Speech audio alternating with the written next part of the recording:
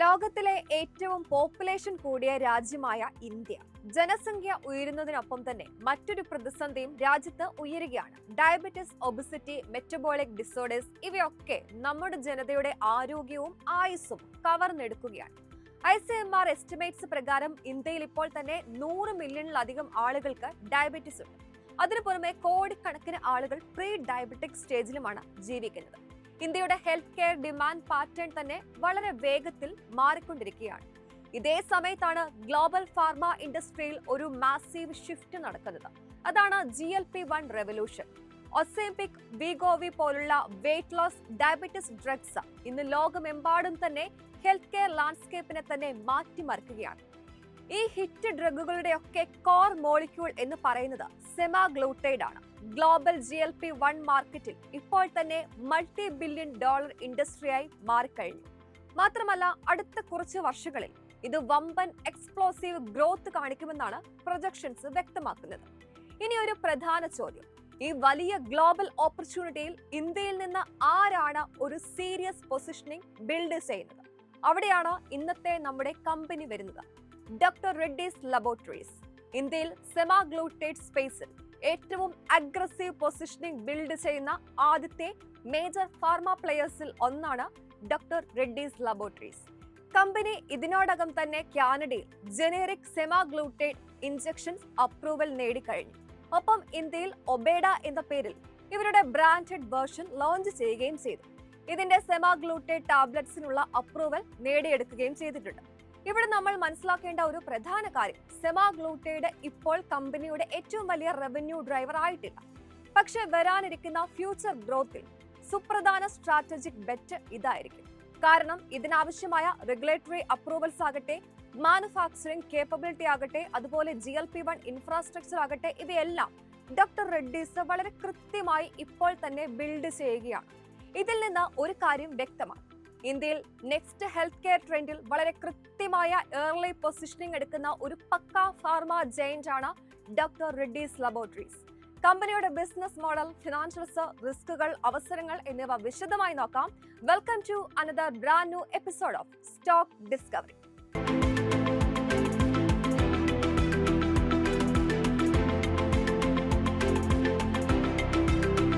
ഇനി കമ്പനിയുടെ core business model എങ്ങനെയെന്ന് നോക്കാം. ഡോക്ടർ റെഡ്ഡീസ് ഒരു ഫുള്ളി ഇന്റഗ്രേറ്റഡ് ഫാർമസ്യൂട്ടിക്കൽ കമ്പനിയാണ്.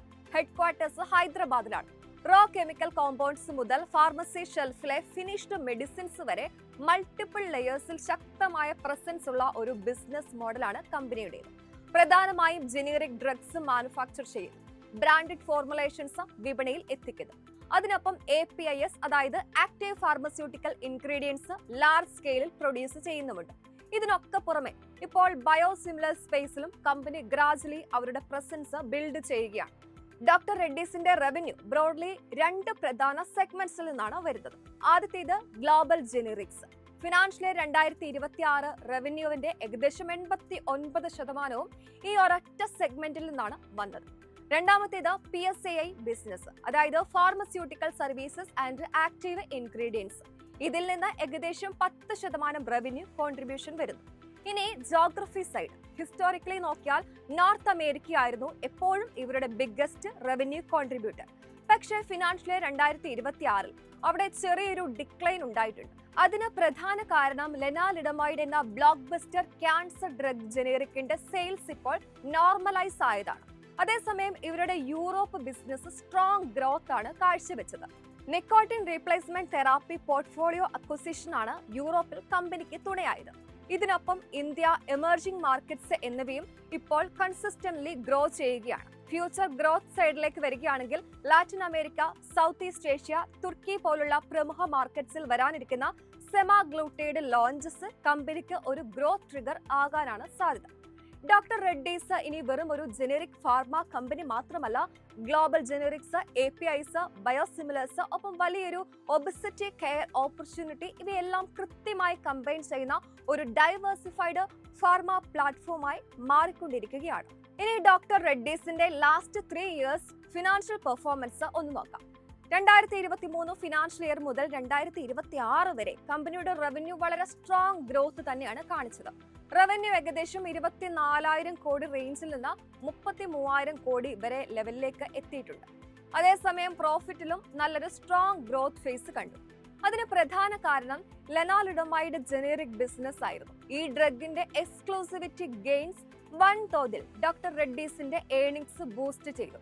പക്ഷേ ഫിനാൻഷ്യൽ ഇയർ 2026 എത്തിയപ്പോൾ സ്റ്റോറി കുറച്ച് കോംപ്ലിക്കേറ്റഡ് ആയി. റിപ്പോർട്ടഡ് പ്രോഫിറ്റ് ഏകദേശം 25% ഡിക്ലൈൻ ചെയ്തു.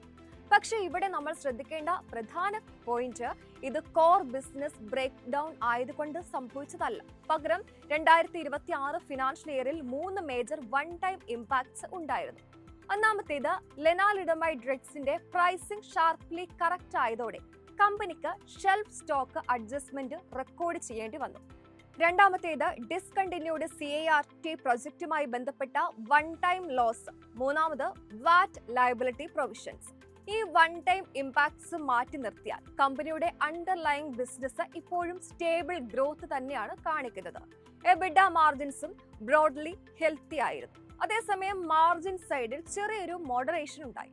ഓപ്പറേറ്റിംഗ് പ്രോഫിറ്റ് മാർജിൻ 2024 ഫിനാൻഷ്യൽ ഇയറിലെ 28% നിന്ന് ഫിനാൻഷ്യൽ ഇയർ 2026 ഏകദേശം 23% വരെ എത്തി.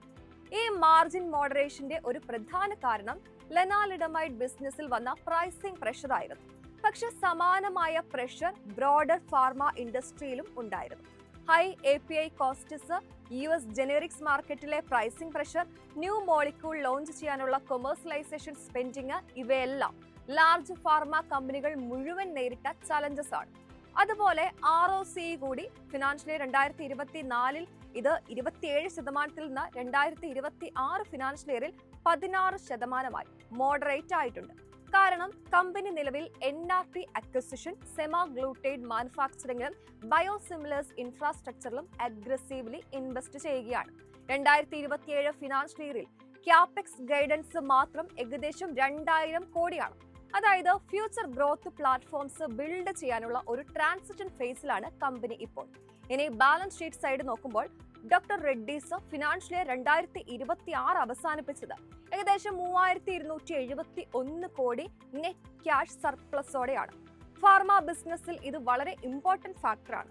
കാരണം ഇത്രയും സ്ട്രോങ് ക്യാഷ് ഫ്ലോസ് ഉണ്ടെങ്കിൽ മാത്രമേ R&D സ്പെൻഡിങ് ഒരു തടസ്സവുമില്ലാതെ മുന്നോട്ട് കൊണ്ടുപോകാൻ കഴിയും.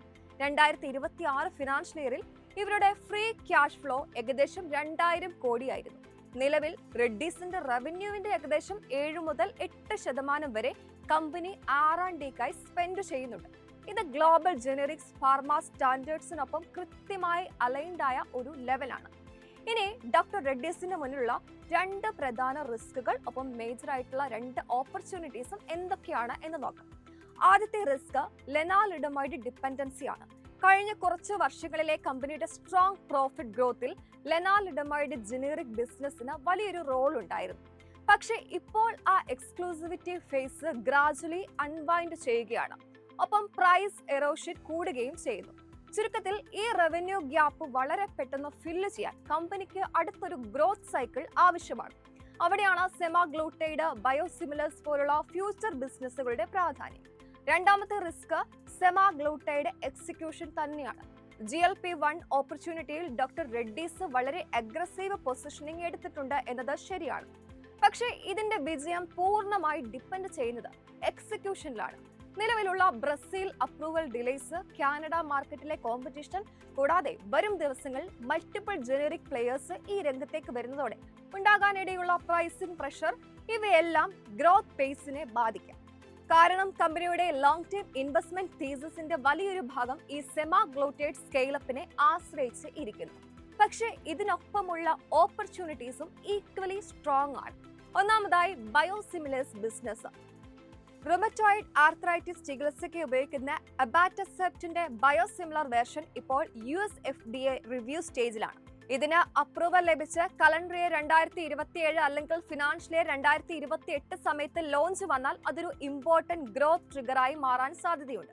കാരണം ബയോസിമിലർ സ്പേസ് ഗ്ലോബലി വലിയ ഓപ്പർച്യൂണിറ്റിയായി വളരുകയാണ്.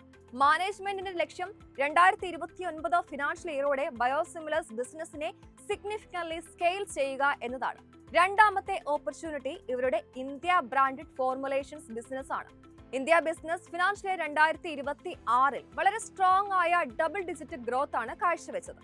കമ്പനി 2026 ഫിനാൻഷ്യൽ ഇയറിൽ മാത്രം 28 പുതിയ ബ്രാൻഡുകൾ ലോഞ്ച് ചെയ്തു. ഇപ്പോൾ ഇന്ത്യൻ ഫാർമ മാർക്കറ്റിൽ ടോപ്പ് 10 റാങ്കിങ്ങിലേക്ക് ഇവർ എത്തിയിട്ടുണ്ട്. അതോടൊപ്പം പ്രൊഗിനോവ അക്വിസിഷൻ വഴി ഹോർമോൺ റീപ്ലേസ്മെന്റ് തെറാപ്പി സെഗ്മെന്റിലേക്കും കമ്പനി അവരുടെ എൻട്രി ഉറപ്പിച്ചു കഴിഞ്ഞു. എന്തായാലും ഡോക്ടർ റെഡ്ഡീസ് ഇന്ന് ട്രഡീഷണൽ ജനറിക് ഫാർമ കമ്പനി മാത്രമല്ല, സെമാഗ്ലൂട്ടൈഡ്, ബയോസിമിലേഴ്സ്, ഇന്ത്യ ബ്രാൻഡഡ് ഫോർമുലേഷൻസ് ഇവയെല്ലാം കൃത്യമായി കമ്പൈൻ ചെയ്തുകൊണ്ട് next face pharma growth story build ചെയ്യാനുള്ള ശ്രമത്തിലാണ് കമ്പനി ഇപ്പോൾ. അതേസമയം ഇവരുടെ എക്സിക്യൂഷൻ, പുതിയ റെഗുലേറ്ററി അപ്രൂവൽസ്, വിപണിയിലെ പ്രൈസിംഗ് പ്രഷർ എന്നിവയെല്ലാം ഇൻവെസ്റ്റേഴ്സ് വരും ദിവസങ്ങളിൽ ക്ലോസ്ലി മോണിറ്റർ ചെയ്യേണ്ട പ്രധാന ഘടകങ്ങൾ തന്നെയാണ്.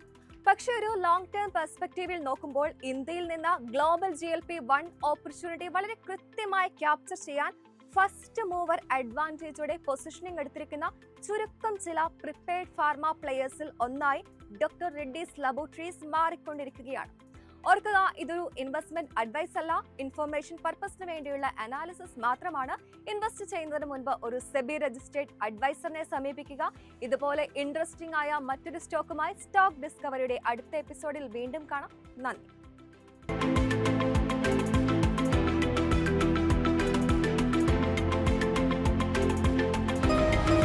എളുപ്പത്തിൽ സമ്പാദ്യം വളർത്താം. ഇന്ന് തന്നെ മൈഫിൻ TV ആപ്പ് ഡൗൺലോഡ് ചെയ്യൂ.